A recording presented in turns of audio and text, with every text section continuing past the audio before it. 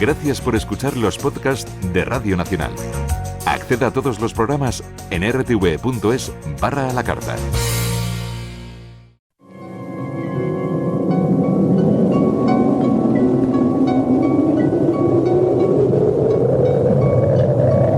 Solo cuando el túnel está en la más absoluta oscuridad es cuando puede volver otra vez la luz.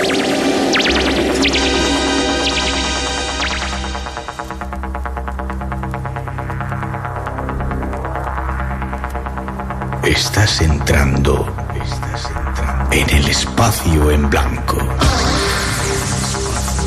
Una puerta a nuevas dimensiones de la existencia. Una nueva perspectiva sobre la realidad. Espacio en blanco.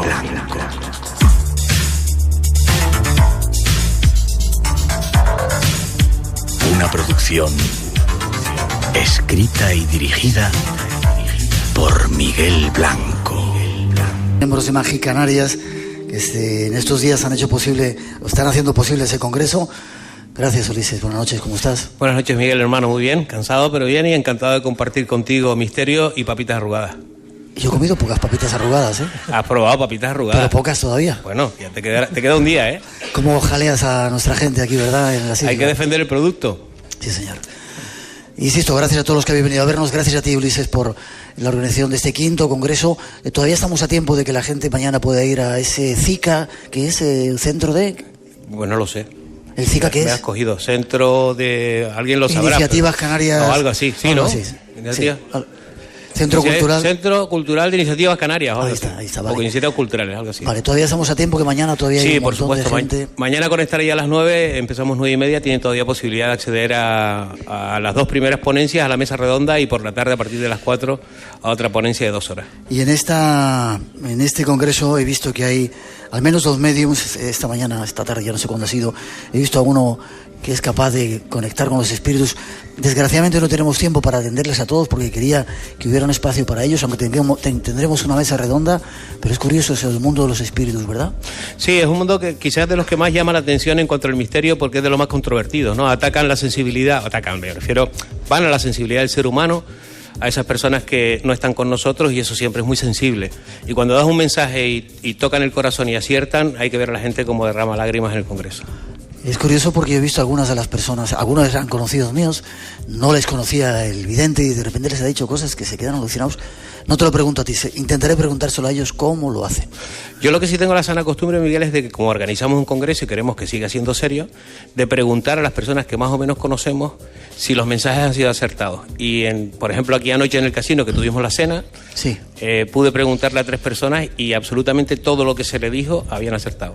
Vale, intentaremos en esa mesa redonda tratar de tener alguna respuesta de este asunto. Te lo agradezco, Ulises, gracias por habernos traído a todos, en nombre de todos los ponentes que han venido de diferentes partes de España. Te lo agradezco en nombre de toda la gente por el trabajo que hacéis durante todo el año, que se siga repitiendo. Muchas gracias. Sabes que este congreso sin el apoyo de Radio Nacional no podría ser, Miguel. Un fuerte abrazo y sabes que te quiero. Es un placer, aplauso para ti.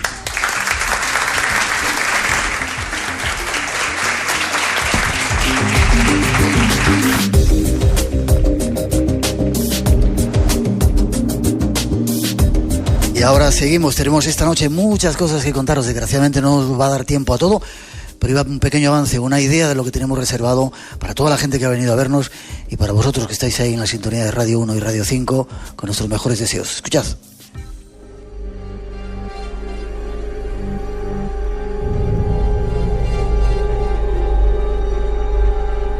Os invitamos esta noche a compartir con nosotros una emisión especial que vamos a realizar desde Gran Canaria.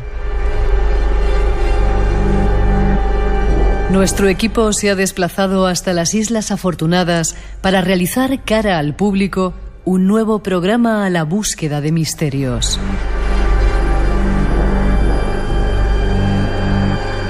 Misterios e invitados que irán llenando este espacio en blanco que ya se abre ante ti. Y secretos.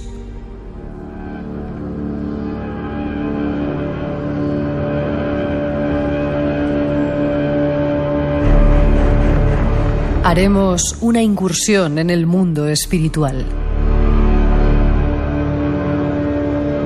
Esa dimensión donde se dice que habitan seres desconocidos para nosotros, además de almas de fallecidos de este plano. Y seguiremos con lugares templarios llenos de leyendas e incógnitas. Esa es nuestra propuesta de hoy. Solo esperamos que la disfrutes en nuestra compañía.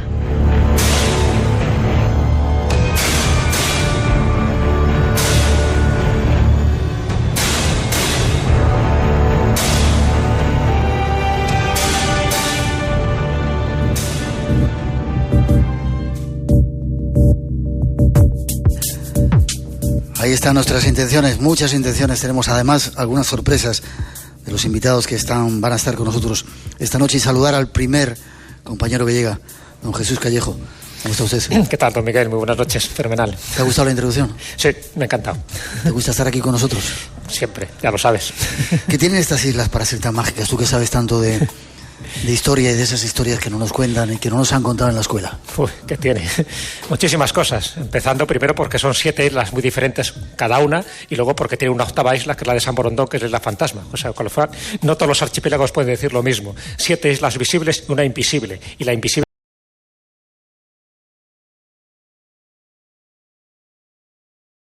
Nuestro primer tiempo de hoy nos va a llevar a descubrir una serie de inventos que cambiaron la historia. Lo singular de estos inventos es que fueron desarrollados por españoles.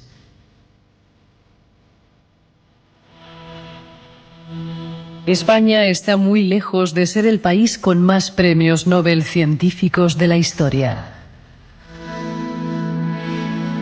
Sin embargo, tiene entre sus logros más meritorios el de dejar una serie de inventos que han cambiado la historia y que han supuesto un gran avance para la sociedad. Entre ellos se encuentran objetos tan curiosos como la fregona, el chupa-chups, la radio y otros aún más útiles. Nuestro invitado nos da cuenta de todos ellos. No sé quién decía, Jesús, que inventen otros. Unamuno. Unamuno. Sí. Y parece que los españoles todos lo hemos arreglado poniendo un palo. Bueno. Se le pone un palo a un caramelo y se inventa el chupa-chups. Se le pone un palo a una bayeta y se inventa la fregona. Pero hay otras cosas más. Se cruza un palo ahí a unos cuantos jugadores pequeños y se crea el futbolín. ¿También lo han hecho? Hombre, el futbolín es un invento español también. Pero sin embargo, el palo selfie no es un invento español. Ahí no hemos estado hoy al quite. Atentos, ¿no? El palo selfie no es nuestro. Bueno, algunas de las cosas o inventos que han cambiado la historia. Yo, por ejemplo, la radio no sabía. ¿La radio lo inventó un español? Sí, a ver, fíjate, la radio, con muchas veces de estas cosas, la autoría es complicada. De hecho, durante muchísimo tiempo se ha discutido si la radio era un invento de Marconi o de Tesla. Sí. Y ahí han estado, ¿no? Con sus dimes y diretes. La verdad que el pobre Tesla, pues, cuando muere pues prácticamente olvidado, y muchos de sus descubrimientos ignorados, ¿no? Y hay muchísimos más que todavía están por descubrir, incluso el famoso rayo de la muerte. Bueno, pues habla de parte de los documentos se los llevó la CIA y están ahí ocultos. Exactamente, ¿no? Sí. Él cuando muere ahí un poco, ya digo, bastante abandonado, bastante desprestigiado en un apartamento de Nueva York y dando palomitas a las palomas, ¿no? Por decirlo así, miguitas de pan. Y entonces poco a poco se supo, al poco de la muerte, bueno, pues muchos de esos documentos quedan totalmente expropiados. No se sabe muy bien por qué, en parte se sospecha, ¿no? Porque utilizaba un tipo de herramienta de tecnología que era potencialmente peligrosa, y no porque fuera mortal, por lo del rayo de la muerte, ¿no? Que tanto se ha hablado, sino sencillamente porque él quería que fuera una energía libre y gratuita. Y fíjate, eso ya chocaba con los intereses de la época, con los intereses y de totalmente, ahora, ¿no? De la Westinghouse y compañía. Pero bueno, un poco a lo que íbamos, a lo de la radio. Se sabe que el problema de un invento no es el que tiene la idea, sino el que la patenta. Y patentarla muchas veces no era sencillo.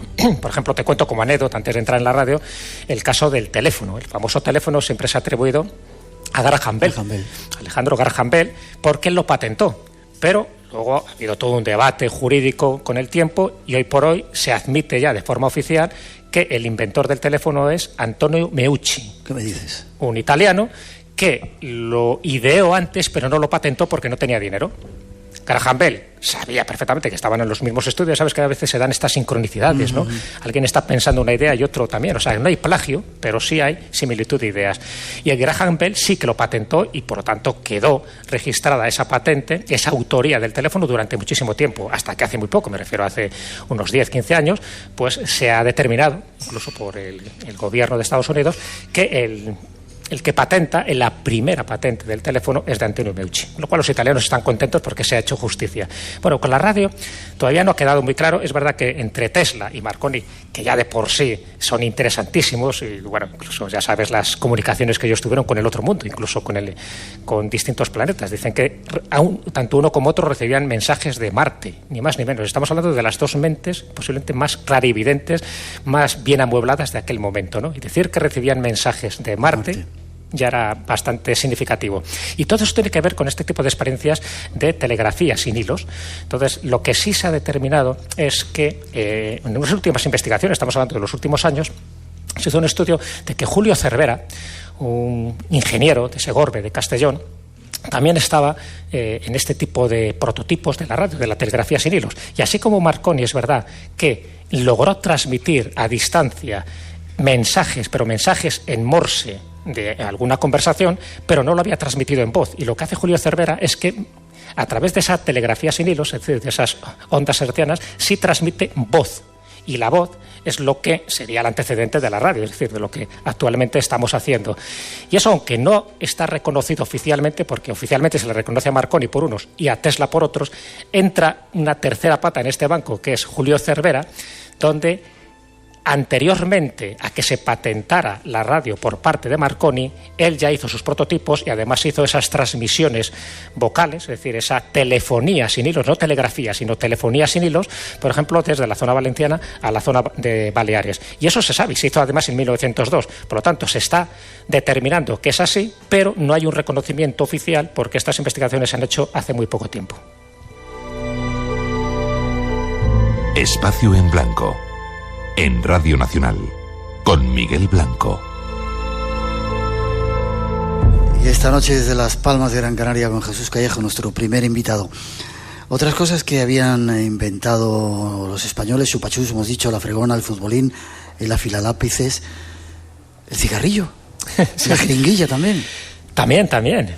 Bueno, lo del cigarrillo es muy curioso. Ya sabes que aquí empezamos a conocer el tabaco gracias al descubrimiento de América, pero bueno, no se extiende de una forma tan rápida. De hecho, en los cronistas de Indias, incluido Bartolomé de las Casas, él describe cómo se encuentra por allá unos cuantos indios que les da por fumar unos canutillos donde lo que expulsan es humo.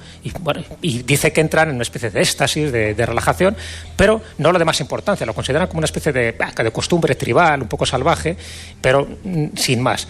Y cuando entra el tabaco es un siglo más tarde, cuando ya entra en Europa, cuando le empiezan a ver una cierta intencionalidad. El tabaco puro y duro, me refiero, lo que es la planta. Luego ya sabes que se le añade nicotina, alquitrán y pasa lo que pasa, ¿no? Que al final se convierte en un vicio y una dependencia. En aquel momento no, el tabaco se utilizaba más como una especie de situación ritual. Cuando llega a España y la gente empieza a fumarlo, solo es en las clases altas. El pueblo llano, la verdad que no, porque era caro. O sea, hacer puros, pues era caro. Además, ni siquiera se llamaba cigarrillo, ¿no? Se llamaban canutillos, en fin, ¿saben? Tenían distintos nombres. Y lo que hacen, esa es la leyenda, pero la leyenda que está basada en parte real, es que en Sevilla, por ejemplo, que es donde más entraban, pues ya sabes que, en fin, en Sevilla había toda esa parte colombina, ¿no? Tanto de documentos como de especias y como de mercadería. Y una de las cosas que hacían los ricos, los señoritos de Sevilla, es que fumaban sus purillos, traídos directamente de Cuba y de distintas partes de México, y luego las colillas las tiraban. Entonces, los mendigos, en fin, los pícaros sevillanos del siglo XVI, lo que hacían es que recogían esas colillas de puro y en un papel de arroz los envolvían, hacían pequeños canutillos y los vendían luego pues a un módico precio. Y poco a poco, con el tiempo, eso se fue convirtiendo en los cigarrillos. Curioso. Inventos que han sido quizá más trascendentales.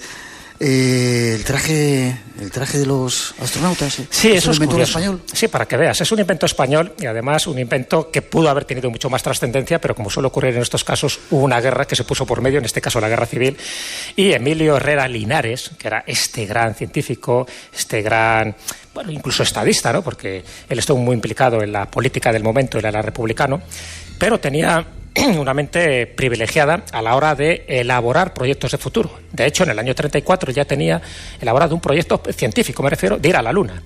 Pero él también se daba cuenta que a ciertas altitudes, cuando un piloto de avión, por ejemplo, pasaba, pues yo qué sé, de los 22.000 pies, pues había problemas de respiración y pues podías morir. Entonces, hacía falta tener un traje espacial y sobre todo una escafandra muy especializada para evitar, por ejemplo, los rayos ultravioleta, los infrarrojos, para poder respirar de una forma autónoma y que no dependieras ahí de grandes bombonas de oxígeno. Bueno, una serie de mecanismos que eran fundamentales y sobre todo porque estamos hablando de 60 grados bajo cero a esas altitudes.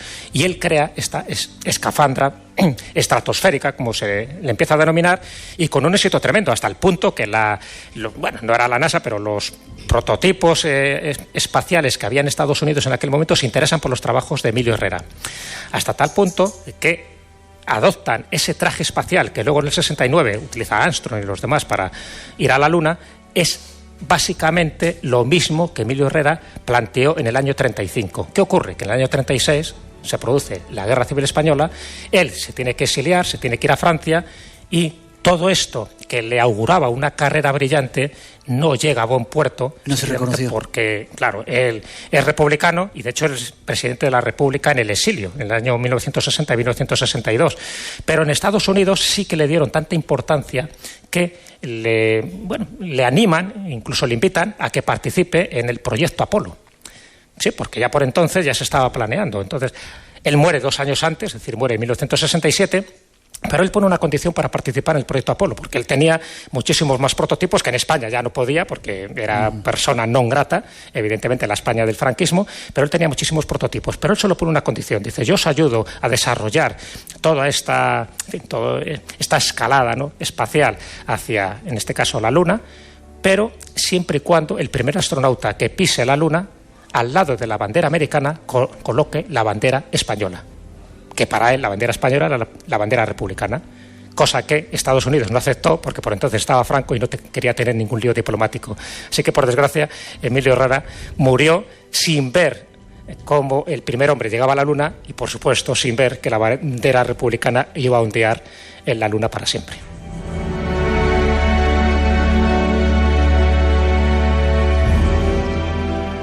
Casi en los últimos minutos, porque hay muchos invitados esperando, el autogiro, el submarino, hay un montón de cosas de las cuales nos hemos estado beneficiando, inventadas por españoles. Y no me quiero olvidar de Torres Quevedo, Leonardo, ese otro... El gran Leonardo Torres Quevedo, sí, la verdad que un personaje interesantísimo. Bueno, dentro de los submarinos, muy rápidamente, hemos tenido grandes personajes dentro de... Bueno, hemos querido entrar en las profundidades del mar y aunque no se reconoce oficialmente que el submarino sea un invento español, es porque los propios gobiernos españoles de las distintas épocas no prestaron atención o no le dieron toda la confianza al submarino. Pasa con Cosme García, por ejemplo, un personaje que casi nadie conoce, que hizo un prototipo que lo llama el Garcibuzo. Luego pasa con Monturiol, con Narciso Monturiol, que crea el Ictinio 1 y el Ictinio 2. El Ictinio 2 propulsado por vapor, y luego le pasa con Isaac Peral, que crea el mejor submarino que había en la época, propulsado por electricidad, con 22 metros de eslora, con la capacidad de lanzar torpedos, y sin embargo el Ministerio de la Guerra de aquel momento, el gobierno español en general, no le prestó ninguna atención, y si ese submarino, que se fleta y además si se prepara con todos los parabienes y se da el visto bueno en el año 1888, si hubiera surgido, o sea, hubiera tenido por lo menos más espaldarazo científico, más inversión, por ejemplo, a lo mejor la guerra de Cuba hubiera sido otra historia y Estados Unidos no hubiera hecho la faena en aquel momento, a lo mejor se hubiera perdido por otras razones, pero me refiero que ese tipo de detalles, el gobierno español ha sido miope, no ha tenido la perspectiva de futuro de darse cuenta que todo este tipo de ingenieros, Monturiol, Cosme García, incluso Jerónimo Allanz en el siglo XVII, ya habían hecho prototipos para conseguir el predominio español debajo de los mares, pero no le daban importancia. Y en el caso de Leonardo Torres Quevedo es de los pocos casos que se salva, que le hacen caso parcialmente, y él crea tanto dirigibles, el transbordador, el funicular, que ahora mismo funciona en el Niágara, está basado en la tecnología de Torres Quevedo, y crea cosas tan curiosas y muy poco conocidas como el puntero proyectable, por ejemplo, para dar conferencias o en las clases de docencia, y crea también el primer prototipo de GPS. Él puso una serie de señales, por lo menos así está diseñado en su patente, señales en las ciudades para que te pudieras orientar. O sea, no existía el GPS tal como lo entendemos ahora eléctricamente, pero él ya a principios del siglo XX tuvo la proyección de futuro de darse cuenta que eso iba a ser muy útil.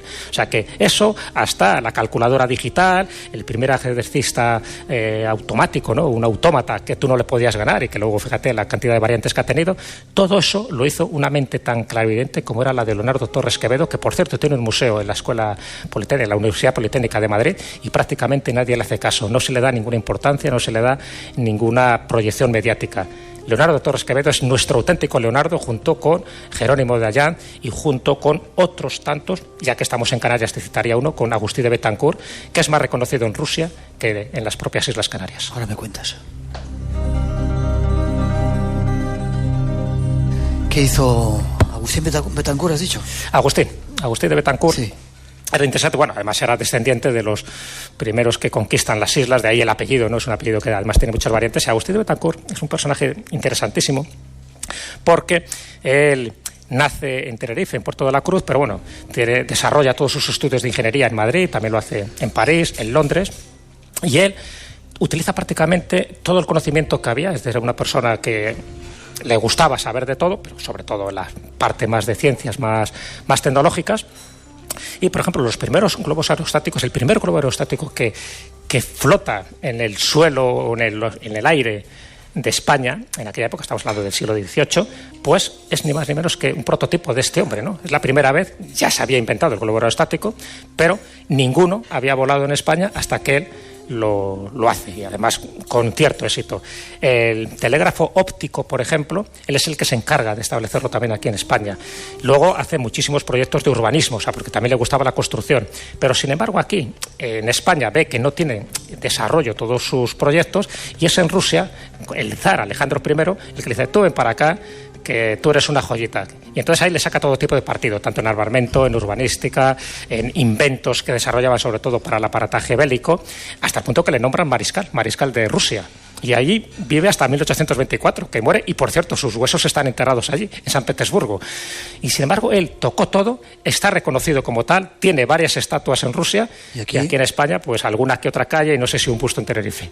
Qué curioso. ¿Falta de confianza en nosotros mismos, quizá? Sí, a ver, aquí entraríamos un poco en el quid de la cuestión. ¿Por qué si hemos tenido tantos genios y podríamos citar decenas y decenas de personajes, por qué, sin embargo, casi todos han tenido que salir de aquí casi a patadas, o exiliados o muertos de hambre? ¿Por qué no somos capaces de reconocer el genio español? Que lo hemos tenido y ahí están las pruebas. Bueno, yo creo que en parte se debe por falta de confianza, por ese toque cainita, ¿no?, que tenemos el español de que no avance el otro, por esa especie de envidia malsana, y sencillamente porque muchas veces no somos capaces de reconocer que nosotros estamos a la misma categoría, a la misma altura de miras y a la misma altura de conocimientos que cualquier otro país europeo o cualquier otro país mundial. Y te cuento solo una anécdota. Ramón Berea, él crea la calculadora, una calculadora en 1887, no la digital todavía, pero una calculadora que podía hacer operaciones de 9 cifras para sumar, para restar, para multiplicar, para dividir, y además en un tiempo récord. Esa calculadora la hace, no la comercializa, no tiene ningún interés, y lo único que dice Ramón Berea, ¿sabes qué es? Que además era un librepensador, una persona, en fin, muy sibarita, que se dedicaba también a escribir novelas, a viajar muchísimo, inventa una calculadora puntera en aquel momento y dice: para que vea el mundo que los españoles somos capaces de inventar cosas sobresalientes. Y una vez que lo he demostrado, no tengo ningún interés en comercializarla. Qué curioso.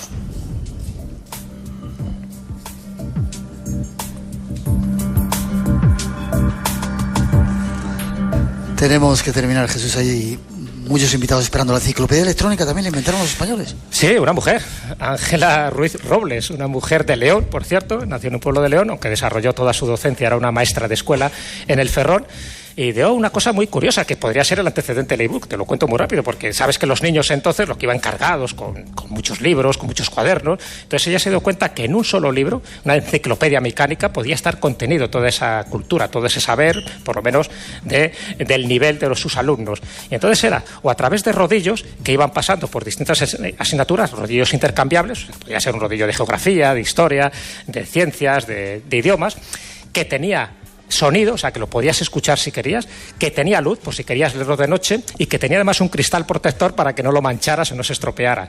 Entonces, todo eso lo desarrolla en 1949, pero le falta apoyo. O sea, en Ferrol nadie quiso apostar unos cuantos miles de pesetas para que eso tuviera más éxito. Y entonces, pues bueno, ha quedado como una especie de recuerdo, algo vintage en uno de los museos que tienen ayer en Ferrol, y sin embargo se la puede considerar a esta mujer, que ya de por sí tiene mérito, porque fíjate, una mujer inventora que no se le reconocía prácticamente nada nunca a las mujeres en ese terreno, una mujer inventora que hizo lo que podríamos decir que sería el antecedente de nuestro libro electrónico. Qué curioso, sorprendente. Te tengo que despedir. ¿Forma de contacto? Pues en Facebook, que tecleen mi nombre, Jesús Callejo, que ya aparezco en multitud de facetas y de áreas. Como siempre, Jesús, ha sido un placer estar contigo. Os pido un aplauso para él. Te sigo viendo. ¿Vale? Gracias, Miguel. Gracias.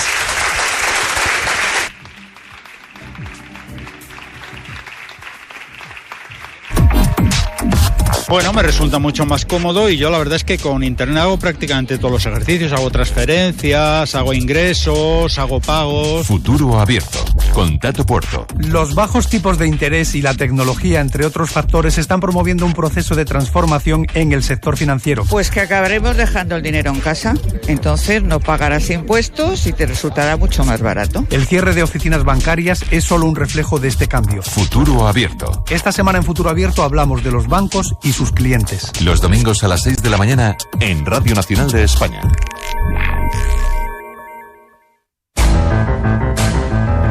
No se trata de ver para creer, sino de creer para ver. El misterio te espera de 2 a 4 de la madrugada del sábado al domingo. Espacio en Blanco. Con Miguel Blanco. Radio Nacional.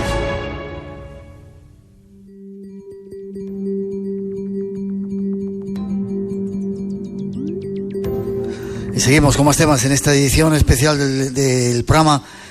En esta ocasión, como decimos, desde el Casino de Las Palmas, en Gran Canaria. En nuestro siguiente argumento, un nuevo invitado se ha sentado a nuestra mesa, nos lo va a adelantar esa introducción y os avisamos que tiene que ver con algunas aventuras. Escuchad.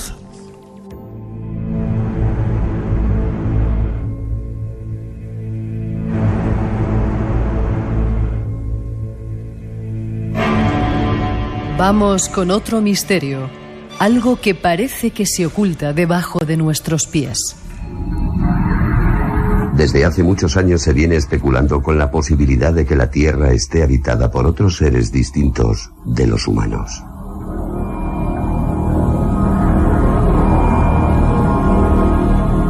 Seres que estarían en este planeta viviendo su existencia de un modo ajeno al nuestro.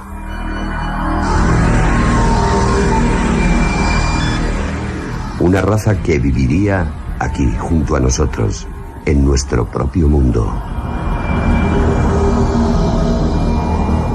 Un mundo que sería conocido como intraterrestre y su hábitat, la Tierra Hueca. Desde que Julio Verne nos calentara la cabeza con sus historias de viajes hacia el centro de la Tierra, la idea era mucho más que una leyenda.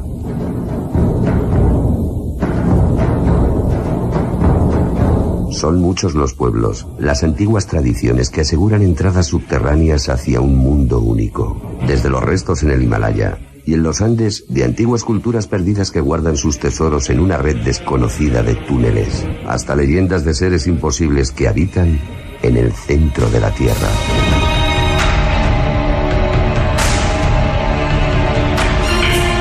¿Son leyendas o hay algo más? Nuestro siguiente invitado nos cuenta.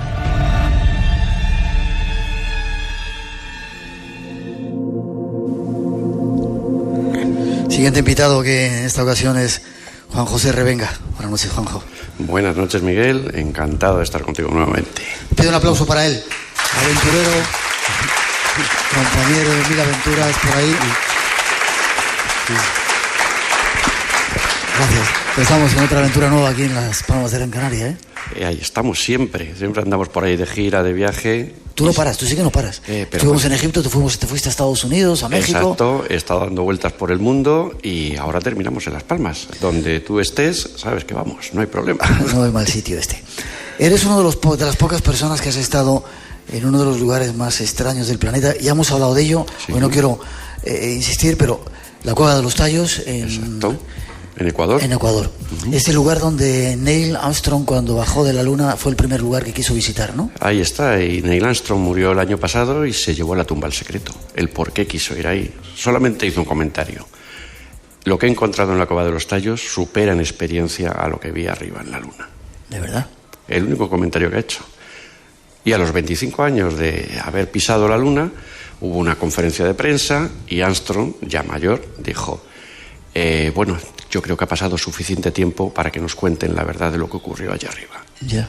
Y a partir de ahí no volvió a salir en ningún medio, la NASA dijo que estaba con demencia senil y que no sabía lo que decía. Él, bueno, se atrevía a decir que había visto cosas raras cuando estaban en esos viajes. Se atrevió a decir que habían visto cosas, había visto construcciones, las famosas construcciones, la famosa teoría esta que hay en la Luna de que dicen, no, ¿por qué no se ha vuelto? ¿Por qué no se volvió? Había otras 3 misiones preparadas. ¿Por qué se quiere volver a los 30 años? La teoría de la radioactividad, que algo se voló con bombas atómicas y la radioactividad no desaparece hasta los 30 años. Ahora que ha pasado ese tiempo, se empieza a hablar de volver a la Luna. Son causalidades. Ya. No he dicho que eres compañero de Radio Televisión Española, has hecho multitud de documentales, América Mítica, Indonesia Mítica. Amazonia Mágica, África Mágica, hemos hecho muchísimas cosas. Y bueno, y la Cueva de los Tallos se emitirá también en Televisión Española. Sí.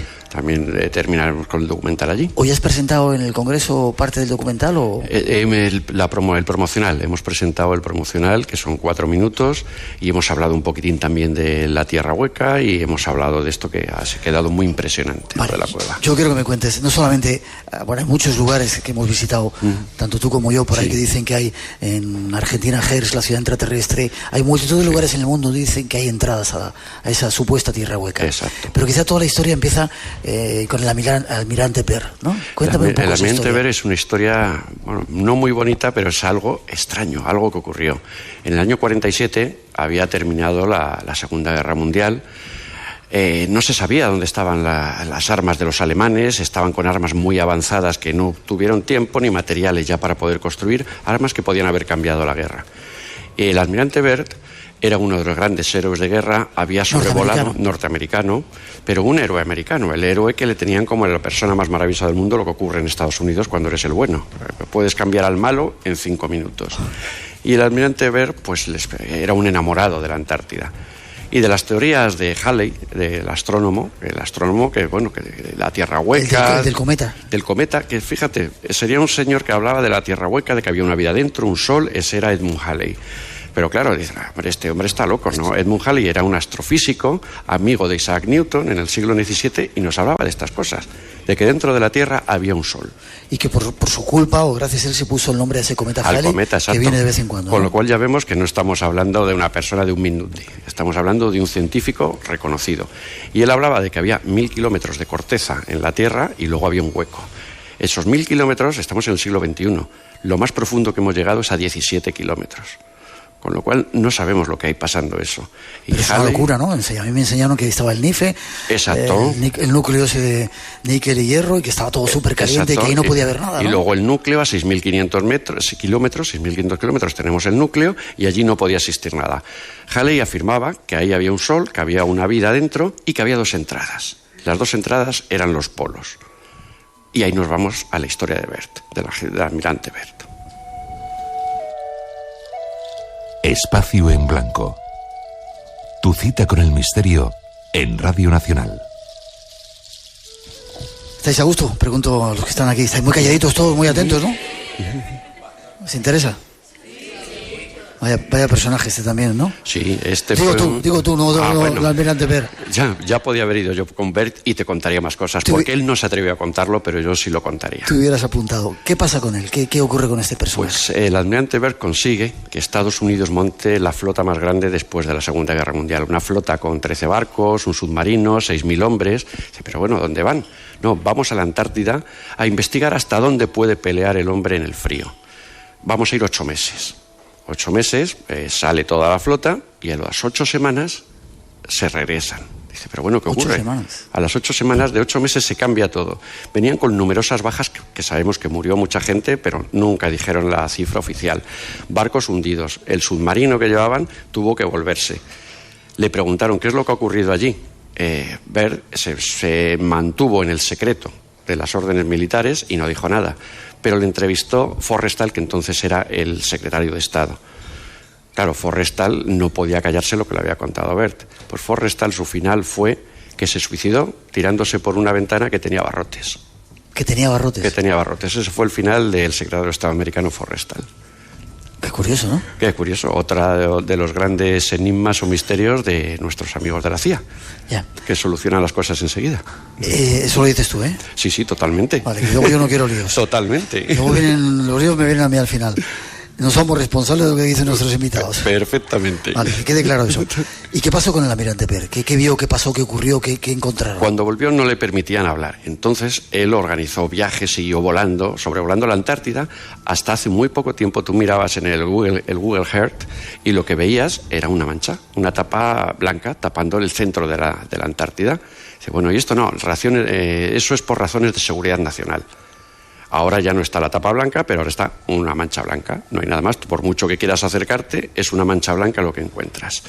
Pues Byrd en sus siguientes viajes, porque si él siguió volando, investigando la Antártida, llegó a decir que había visto un mamut, que había visto una ciudad de cristal, cosas que rápidamente empezaron a publicar todos los periódicos americanos. Él llevaba un diario de viaje y empezaron a publicar todo eso. ¿Para qué? Hombre, lo básico era que le tomaran por loco. Yeah. Eso era lo básico. Lo que pasó con el Área 51, que es lo más fácil para que esto se ignore. Sacamos unos muñecos diciendo que son alienígenas y ya nos toman porque les estamos engañando, ¿no? Y nadie más habla del tema. Y con Byrd ocurrió esto. Pero en el año 56, un año antes de morir, en su último vuelo, dejó escrito en su diario: me he callado durante toda mi vida y siguiendo órdenes he tenido que callar lo que aquí he visto. Pero el secreto no morirá conmigo y antes o después se verá que yo tenía razón.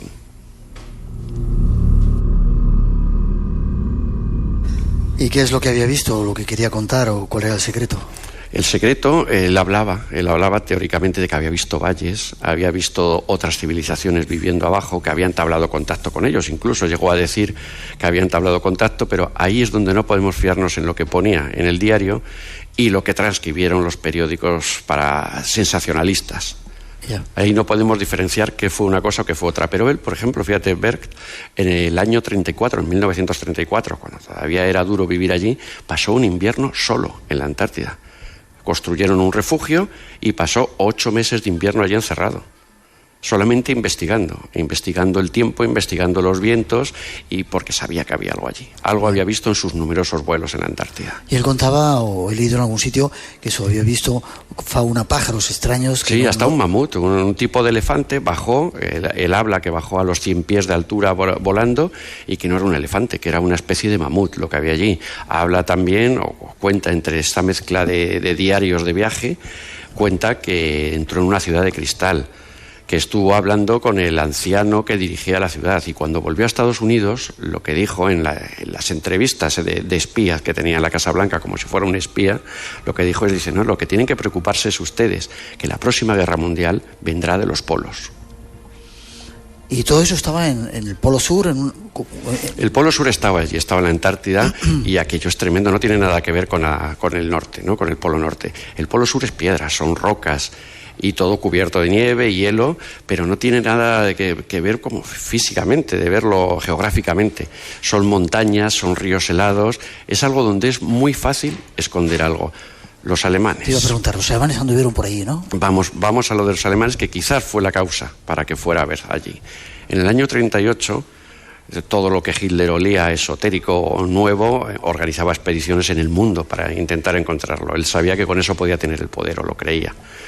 Manda una expedición de submarinos, de U-Boot, llegan allí los submarinos, se vuelven y niegan todo. Se niega todo desde el gobierno alemán, se niega que no han hecho nada. Pero claro, llega Karl Donitz, que era el jefe de la flota de submarinos de los U-Boot, y que en la calle directamente a todos los que vino los junta y les dice muchas gracias por lo que han hecho por el Tercer Reich. Acaban de crear la ciudad más grande y la base más grande de operaciones en la Antártida. Y Y se queda tan tranquilo. Y se queda tan tranquilo cuando habían negado todo, como gran secreto de que habían descubierto nada. Cuando termina la guerra, año 45, en el año 46 empiezan a aparecer submarinos en la costa argentina. Incluso algunos llegó hasta aquí, hasta Canarias, había un lugar donde se escondían. Pero ¿dónde? Habían estado navegando más de un año sin abastecerse. Tenían que abastecerse de comida, de gasoil. Tenían que navegar en superficie, les habrían visto. No les vio nadie hasta que se entregaron. ¿Dónde estuvieron? En una base secreta de la Antártida, quizá. ¿Lo dices tú? Hay otros lugares que también hemos visitado que tienen que ver con ciudades subterráneas, quizá en la Capadocia, ¿no? La Capadocia es otro de los lugares, siempre que vemos que el hombre ha vivido o la humanidad ha vivido bajo la tierra, seguro, en muchos lugares del mundo. Pero si ha vivido ahí, ¿por qué? Por miedo. No puede haber otra razón de que quieran vivir ahí en lugar de vivir en la superficie. De algo se escondían. En la Capadocia tienes ciudades de más de 20 pisos subterráneas con aire, respiraderos de aire, hacían fuego para hacer la comida, almacenes de grano, tenían todo metido en 20 pisos hacia abajo. Dice, bueno, ¿de quién se podía esconder esta gente? Pero claro, en la Capadocia, en un museo pude ver un escudo frigio que pesaba 60 kilos. Un escudo de combate, lleno de bollos de combatir.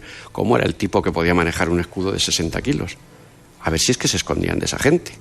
Los gigantes. Los gigantes. Vamos a las leyendas que siempre basan la realidad, quizás. Ya. Hay muchas de esas ciudades subterráneas. Muchísimas, pero en todo el mundo. En Vietnam, aparte de los túneles, es que los famosos túneles de las ratas donde vivían los vietnamitas, el Vietcong, hay también ciudades donde vivían. No es que era para esconderse en guerras, son ciudades que estaban bajo tierra. En Indonesia tenemos ciudades bajo tierra también. En Sulawesi, en la isla de las Célebes. También nos encontramos que vivía la gente bajo tierra. Dice, pero pudiendo vivir arriba, que tienes aire, que tienes otro nivel de vida, ¿cómo puedes vivir abajo? ¿Por qué te quieres esconder? ¿Qué pasó? ¿El tiempo o alguien? Pero de alguien te escondías. De una glaciación, hay muchas cosas, pero tiene que haber una razón para ello. Ya. ¿De qué tiempo estamos hablando cuando comentas lo de las ciudades subterráneas de Turquía? Las ciudades subterráneas de Turquía estamos hablando de hace relativamente poco, de los primeros siglos, siglo IV, siglo V. Había cristianos que decían que lo utilizaron un poco como catacumbas para esconderse Claro, pero ¿de quién se escondían realmente? ¿Se escondían de los romanos o de quién se escondían realmente? Porque también hubo catacumbas o hubo ciudades subterráneas donde vivían romanos, también. ¿Sí? O sea que sí. 2 minutitos nos quedan casi para despedir esta primera hora. ¿Tú crees que puede haber la asistencia de una civilización ahí abajo que incluso tenga una alta tecnología? Sí, hombre, ¿Has encontrado rastros? Para vivir ahí abajo tenía que tener una gran tecnología, porque eso no se podría construir hoy. Hoy en día, con la maquinaria, con todo lo que tenemos, no podríamos construir las ciudades o las cosas que se han visto ahí abajo. Y hay un detalle que, aunque parezca absurdo, siempre se ha hablado de las cuevas en América que conectaban el imperio inca, que decían los incas que eso no lo habían hecho ellos, que sí que lo tenían desde Ecuador hasta Argentina. Tenían unas conexiones, pero que no lo habían hecho, que era de sus dioses. Eso estaba hecho por sus dioses. Pero bien, los pájaros, los tallos, que son como palomas, con los ojos azules claritos, casi ciegas, prácticamente ciegos, esos pájaros los puedes encontrar en todas las cuevas de Sudamérica. ¿Qué me dices? ¿Como si estuvieran comunicadas? Claro, porque ese pájaro no puede volar fuera, porque es ciego. Ya. Tiene que volar en caminos interiores como si estuvieran comunicadas, y siempre en cuevas que están en Sudamérica y cuevas que tienen algo que ver con el misterio, con sitios mágicos o enigmáticos. Lo que más te llamó la atención de esa cueva de los tallos que encontraste, ¿qué fue? Esa supuesta entrada también a ese mundo subterráneo. Pues lo que más me llamó la atención, que no dudé en ningún momento, en cuanto empecé a ver las primeras construcciones, el dintel o las primeras piedras, paredes colocadas, no dudas en ningún momento que eso lo han hecho manos inteligentes. Y quizás los animales esos extraños que viste también allí. Animales. ¿Y cómo crecía la naturaleza? La naturaleza. En la más absoluta oscuridad. Claro, ahí está, por ejemplo, en los tallos dice, bueno, hay fondo, hay guano, que ahí puede crecer una gramínea, pero una gramínea no puede germinar, no puede ser verde. Si no hay luz, no hay fotosíntesis. Es que las reglas allí abajo son diferentes. Esas arañas, insectos, animales que no hemos visto nunca aquí arriba. Deberían de ser ciegos, por ejemplo. Las tarántulas deberían de ser ciegas. Las tarántulas, en la profundidad de la cueva de los tallos, ven mejor que yo, sin dudarlo. Sí.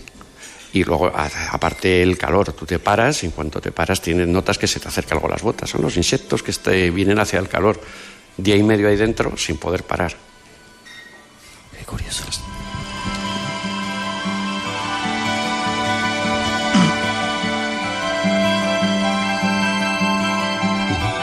¿Estás convencido entonces de que ha debido existir una civilización de la cual no nos cuentan nada los arqueólogos, la historia? No una. Yo creo que han existido, bueno, entrevistando para el documental a Juanjo Benítez, me decía, no ha habido una sola humanidad antes de la nuestra. Ha habido muchas. Y cuanto más tiempo pasa o más cosas ves, te das cuenta que tienes razón. 5.000 millones de años que lleva la Tierra funcionando, que solamente hayamos estado nosotros, es algo demasiado egoísta. Y quizá, ¿por qué no los arqueólogos, no abren, o los historiadores, ¿no? Claro, es que vamos primero por dos cosas. Uno, habría que cambiar toda la historia. Todo lo escrito habría que reescribirlo. Y segundo, temblaría todo, hasta los cimientos de la Iglesia. Sí. Que han existido otras civilizaciones que ¿quién las creó? Dios. Al principio, a todos. Pues claro, ¿no? No es la nuestra, es la nuestra, teóricamente. Lo demás... Dios lo puede todo. Ah, bueno, sí, viéndolo desde ese lado, quizás, mira, tienes razón, pero por eso mandaron en 1922, mandaron al padre Crespi el Vaticano para que se llevara todo lo que había y todas las pruebas que había en la cueva de los tallos. Perdón, ahí quería terminar. El padre Crespi fue esa persona, en 30 segundos, sí, que descubrió en la cueva de los tallos, o le dieron un montón de placas metálicas, ¿no? Con una extraña escritura, ¿no? Escritura persa, escritura asiria, con escritura cuneiforme, y todo eso fue en el año 1922 a buscarlo, pero iba enviado por el Estado Vaticano, y esas piezas han desaparecido todas, hasta las que tenían en el museo, y preguntando al prior de los sacerdotes de Cuenca, donde estaba Crespi, la respuesta fue muy clara. Si quiere ver esas piezas, váyase a Roma.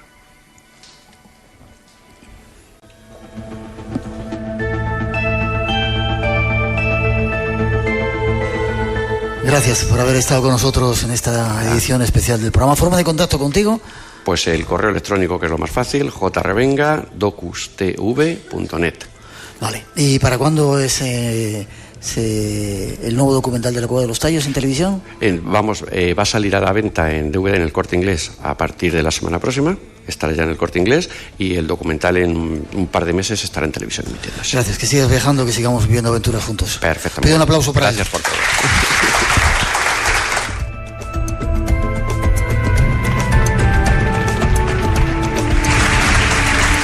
Tenemos que hacer una mínima pausa. Llegan las noticias, los servicios informativos de las 3, las 2 aquí en las Islas Canarias. Nosotros enseguida regresamos, serán unos minutos con la información, y después vienen un montón de invitados. Lorenzo Fernández, que nos va a contar algunas aventuras. Tenemos a Miguel Pedrero, tenemos a Sol Blanco Soler, algunos medium por ahí que dicen que contactan con el más allá, y mucho más en este espacio en blanco de hoy especial. Nos vayáis, tenemos mucho que contaros todavía. Aquí, desde Las Palmas, desde el Casino de Las Palmas, en esta edición especial del Espacio en Blanco. Enseguida regresamos.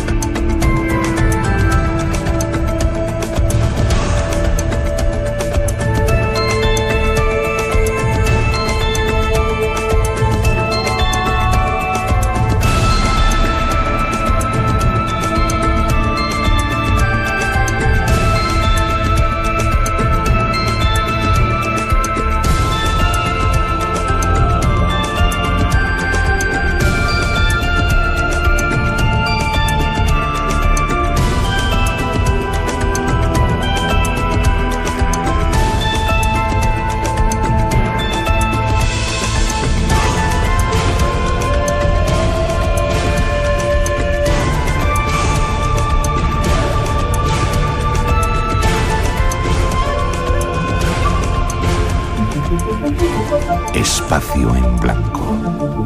Tu cita con lo desconocido. En Radio Nacional. Con Miguel Blanco. El misterio continúa.